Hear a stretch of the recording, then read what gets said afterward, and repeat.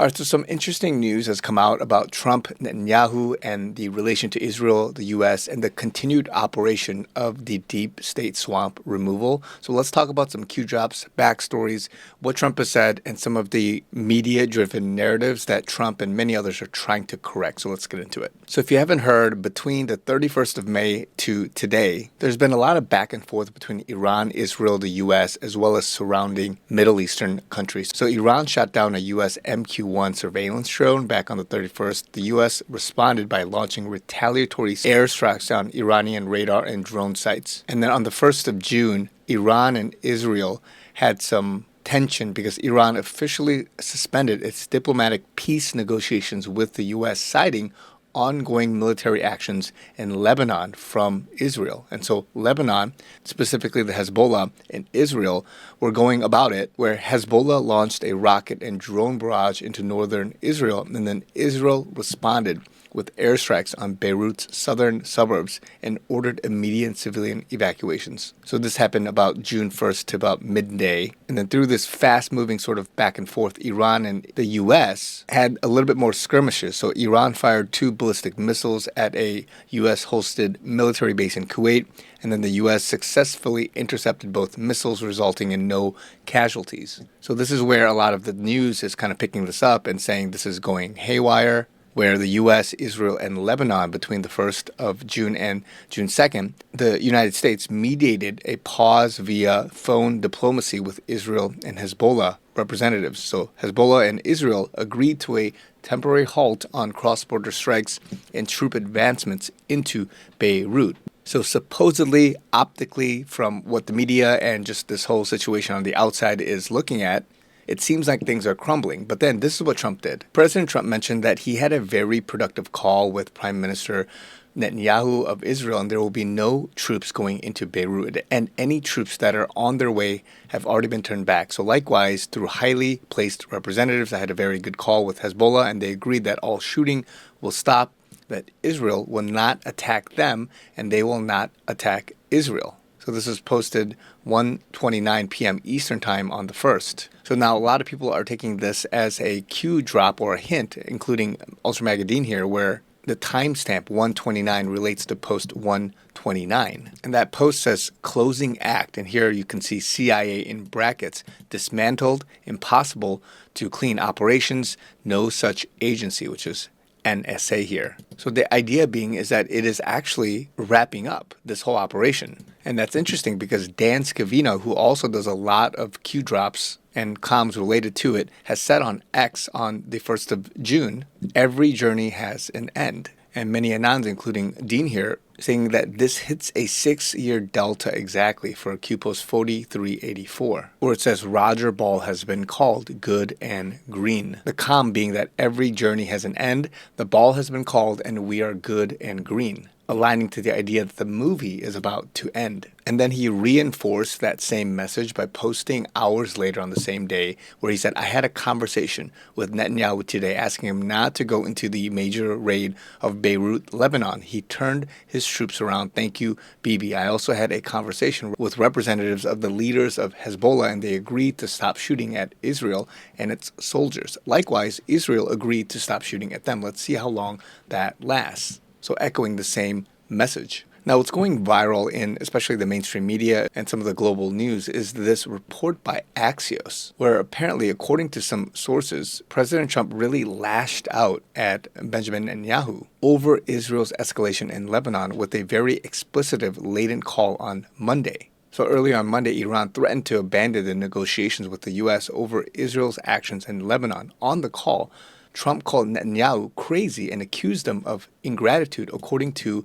2 of the sources. And so one U.S. official said Trump told Netanyahu that following through on his threats to bomb the Lebanese capital would further isolate Israel around the world. 2 of the sources said Trump claimed he helped keep Netanyahu out of jail, a reference to his support during Netanyahu's corruption trial. And this is where a lot of people are reporting this, but he told him specifically, you are effing crazy. You'd be in prison if it weren't for me. I'm saving your A. Everyone hates you now. Everyone hates Israel because of this. And then a second source saying that Trump was really, quote unquote, pissed. Now, you got to realize that some of these sources may actually be good sources, but they are intentionally leaking this type of information, especially as part of this movie or acting, if you want to call it. And whether it's true or not, one thing it's countering, as Clandestine mentions here, is that those that are saying Trump is controlled by Israel, and a crowd that basically is saying that, oh, the U.S. is at the mercy of Israel and Netanyahu, now have to face the fact that this disproves their false reality.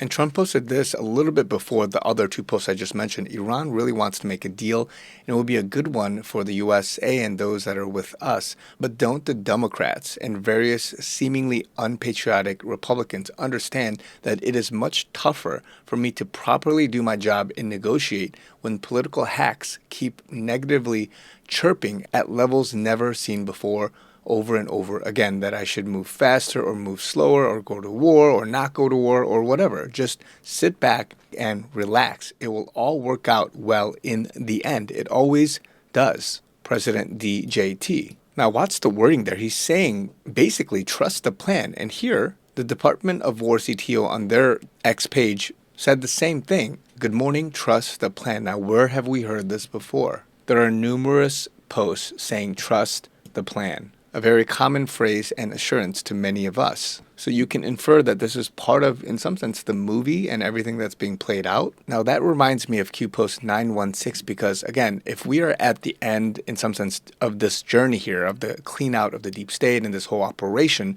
then many of us remember that this post says we are saving Israel for last. Very specific reason, not mentioned a single time. Now what's interesting is that this was in response to an Anon who asked about Awan. And if you remember, this was the Awan brothers, who was of Pakistani origin. And there was this whole scandal with the IT servers where this IT staffer for multiple House Democrats, notably Debbie Wasserman Schultz, was allegedly a spy or sold off DNC server information to outside countries or authorities. And ultimately what happened to him was that he came back with just a bank fraud indictment or conviction during this indictment for a federal court. And Trump at the time, again, the way he asked questions so that people can research was, hey, what happened to these guys? And there are several posts where you can kind of infer and tie together the fact that Awan somehow had a relationship, yes, to Pakistan, but also that information was sold or funneled to Saudi Arabia.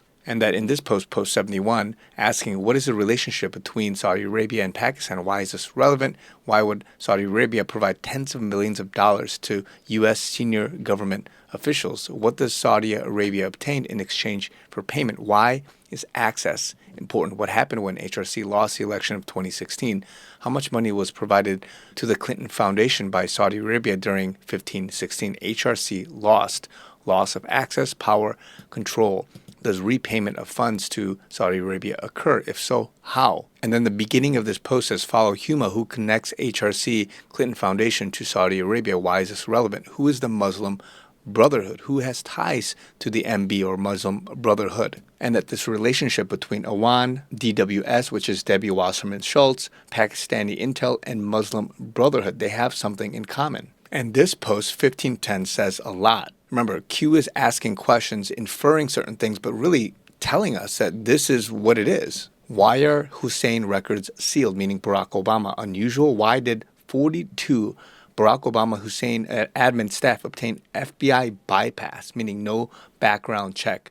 IT scandal Awan. Remember, the servers had all of this classified information. The U.S. military got it. And then access to classified emails, summary, SEC meeting notes, briefings with no background check or clearance. Purpose, Pakistani leak, Muslim Brotherhood infiltration. And this post, 1626, saying that Awan is bigger than you can imagine. And then even this post, 1981, was HRC the only one to use unsecured servers? If access was granted, HRC private servers, can you assume access was granted house servers Awan? So Awan, greater than Pakistani intelligence, Awan free, Huma, Muslim Brotherhood. And there's so many other posts, but what we can infer is that Awan is possibly a witness protection person. He was used to allow the servers, the information to be evidence where this information was sold or hacked, brought to Pakistan, and then Pakistan sold it or brought it to Saudi Arabia. And somehow Israel got their hands on some of this delicate classified information. Possibly because this Anan asked, is Israel involved? Post 3532 saying the swamp runs